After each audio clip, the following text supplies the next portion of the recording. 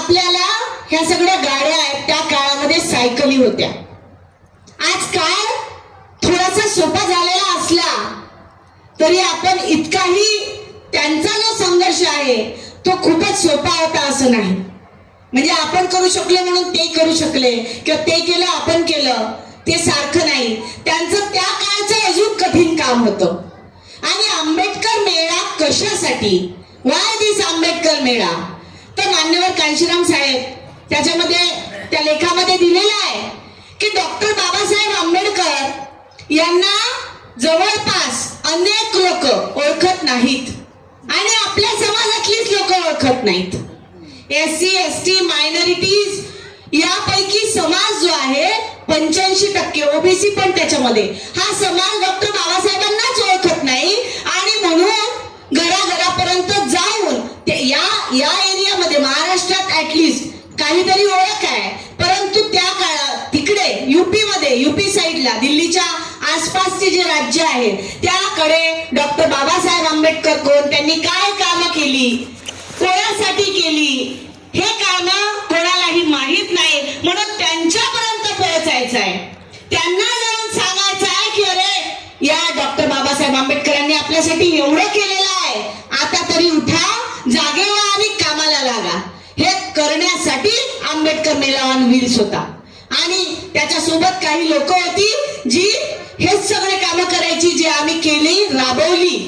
ती कामं किती कठीण आहे ते जे सगळेजण, म्हणजे जरुरी नाही आम्ही तर सोबत होतो, निश्चितपणे प्रत्येक गोष्ट अनुभवली आहे, परंतु जे सोबत नव्हते त्यांच्यापर्यंत सुद्धा मेसेजच्या मार्फत, फोटोंच्या मार्फत, व्हिडिओजच्या मार्फत किंवा अजून पत्रक त्यांनी घरोघरी पोहोचवलेली आहेत, त्यांनी शीट घेऊन कलेक्शन मागितलेलं आहे. तर ते सर्वच जण याचा हिस्सा आहेत आणि हे सर्वांचं मिळून काम आहे. डॉक्टर बाबासाहेब आंबेडकरांचा हा रथ पुढे नेण्यासाठी म्हणून आपण लोकांपर्यंत पोहोचलो. त्या काळामध्ये गांधी आणि डॉक्टर बाबासाहेब आंबेडकर अशी तुलना होती. आणि त्या काळामध्ये डॉक्टर बाबासाहेब आंबेडकरांचं काम किती आहे, गांधींनी कसा धोका दिलेला आहे, हे सगळं पोहोचवण्याचं काम आज जे भारतभर जय भीमचा नारा लागतो, जय भीम का नारा गुंजेगा भारत के कोने कोने में, तर हे मान्यवर कांशीरामजी साहेबांची देणगी आहे. डॉक्टर बाबासाहेब आंबेडकर त्यांच्या जीवनात म्हणाले होते, जेव्हा कार्यकर्ते असतात ना त्यांना असं वाटतं की महापुरुष आहेत तर त्यांची जयंती मोठ्या उत्साहामध्ये मनवली गेली पाहिजे आणि ते जिवंत होते त्या काळामध्ये.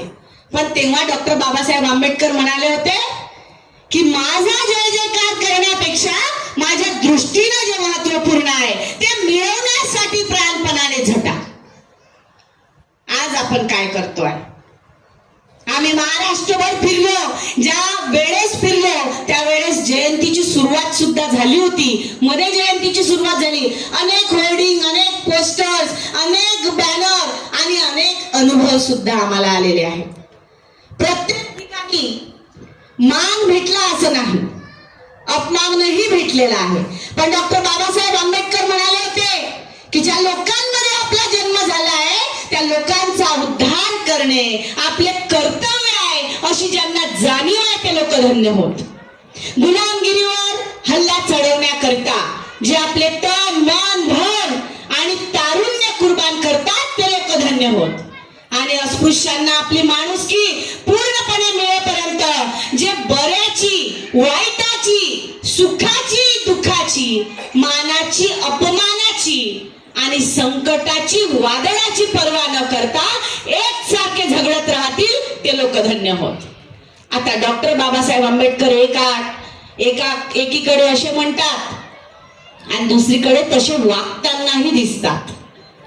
अक्षरशः त्यांची मुलं, आपण वारंवार ते सांगत असतो आणि ते वारंवार सांगितल्याच गेलं पाहिजे, कारण आपल्याला जेव्हा आज आपण गोष्ट करतो नाही का, आज ऊन आहे, वारा आहे, पाऊस आहे, वादळ आहे, तुम्हाला विश्वास बसणार नाही, ज्या दिवशी आम्ही न्यूजपेपर मध्ये बातमी वाचली की हीट वेव्ह आहे 2-3 दिवस, तर या 2-3 दिवस सामाजिक कार्यक्रमच होणार नाही. आणि आम्ही पण सगळे टेन्शन मध्ये आलेलो की आता काय होणार, कसं होणार. पण त्याची परवानगी मिळाली यावरून आपण हे सांगू शकतो, ज्या दिवशी कलेक्टर डिक्लेअर हॉलिडे होता की हीट वेव्ह आहे, कोणीही घराच्या बाहेर निघू नये, त्या दिवशी सकाळी आम्ही सगळी टीम 10-12 दिवसांच्या आमच्या 5व्या चरणासाठी निघालेलो होतो. तर ऊन वारा पाऊस वादळ हे बाबासाहेबांनी सांगितलं की काहीही हो, काहीही म्हणजे काहीही, आणि सगळ्यात जास्त वाईट काय होऊ शकते, तर त्यांच्या मुलांचं मरणाशिवाय वाईट काहीच होऊ शकत नाही. त्यापेक्षा अधिक वाईट कुठलीच गोष्ट नाही. पण त्यांची मुलं जरी गेली तरी त्यांनी माघार घेतली नाही, तरी ते मागे हटले नाही. आई रमाईंची साथ इतकी होती की अक्षरशः त्यांच्या पोटामध्ये एक बाळ असताना जेव्हा त्यांच्याजवळ पैसा नव्हता, बाबासाहेबांना पाठवण्यासाठी त्यांना जमा करावा लागत असे पैसा, त्या काळामध्ये छोटे मोठे कामं तर कोणती कामं, त्या काळामध्ये त्यांना ना औषध ना पाणी ना काही, आणि काहीच सुविधा नाही, ते तर सोडा, 2 वेळच्या खाण्याची सुद्धा सोय नाही. अशाही परिस्थितीमध्ये आई रमाई आणि त्यांची जी भावजय होती ते दोघी जणी जातात आणि ते पोटोशी असतात तरी सुद्धा रस्त्यावर खडी टाकण्याचं काम करत आहेत. आपण विचारही करू शकत नाही. आज अनेकांनी म्हटलं की तुम्ही हे काम केलं, याही पेक्षा मोठं काम या महापुरुषांनी केलेलं आहे. आपण अजून तिथपर्यंत पोहोचलेलो नाही, अजून आपण खूप काही करायचं बाकी आहे. हे एक कार्यक्रम आहे, आपण असे छोटे मोठे कार्यक्रम घेतलेले आहे, पण अजून तिथपर्यंत पोहोचलेलो नाही. पण माझे काही सहकारी आहेत, आता त्यांना भीती वाटते, आणि मला सगळ्यात जास्त या 2 महिन्यामध्ये विचारण्यात आलेला प्रश्न की तुम्ही एकटं कसं करत आहात. कारण बऱ्याच ठिकाणी मी सरांसोबत सगळ्या टीम सोबत महिला म्हणून एकटी होती, बाकी ठिकाणी माझ्या बरोबर काही महिला होत्या, पण अनेकदा मी एकटी होती. तेव्हा फोन केल्यानंतर एक प्रश्न विचारण्यात आला की एकटं कसं करत आहे. आणि अनेक ठिकाणी अशा गोष्टी झाल्या ज्या मी आता माईकवरून सांगता येत नाही, आणि तुम्ही समजू शकता महिलांचे अनेक प्रॉब्लेम्स असतात. पण आपली टीम अशी आहे की मला कधीच घराच्या बाहेर गेली असं वाटलं नाही. आणि हे काम करत असताना जेव्हा मग विचार करायची आणि कधी कधी म्हणायची की मला वाटते की मी हारली. भाषण देणं सोपं आहे, फार सोपं आहे. सगळेजण येऊन इथं म्हणतात, भाषण देतात की त्यांनी असं काम केलं, त्यांनी तसं काम केलं, सावित्रीबाई फुलेंच्या अंगावर शेण चिखल माती यांचा मारा झाला. महात्मा ज्योतिबा फुले सावित्रीबाई फुले यांना त्यांच्या सख्या सासऱ्यांनी, त्यांच्या महात्मा फुलेंच्या वडिलांनी घराच्या बाहेर काढून दिलं. या सगळ्या गोष्टी सांगणं सोपं आहे, पण जेव्हा आपल्यावर येते, जेव्हा आपल्यावर ते घडते, तेव्हा कळते की डॉक्टर बाबासाहेब आंबेडकरांनी म्हटलं होतं की महानता केवळ संघर्ष और संघर्ष से ही प्राप्त हो सकती है. त्याच्याशिवाय महानता येऊ शकत नाही, त्याच्याशिवाय चळवळ पुढे जाऊ शकत नाही.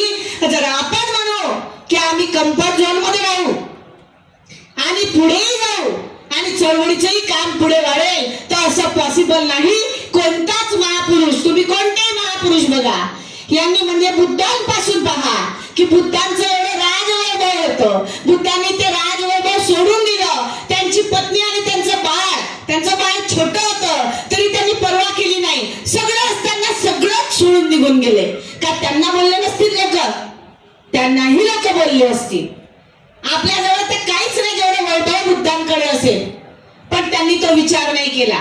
त्यावेळेस आपल्यासाठी, आपल्या हक्कांसाठी, आपल्या न्यायासाठी गौतम बुद्ध निघून गेले. त्यानंतर महात्मा ज्योतिबा फुले आणि सावित्रीबाई फुले यांनी सुद्धा हा जो संघर्ष केलेला आहे, हा जो त्याग केलेला आहे, एकटे होते.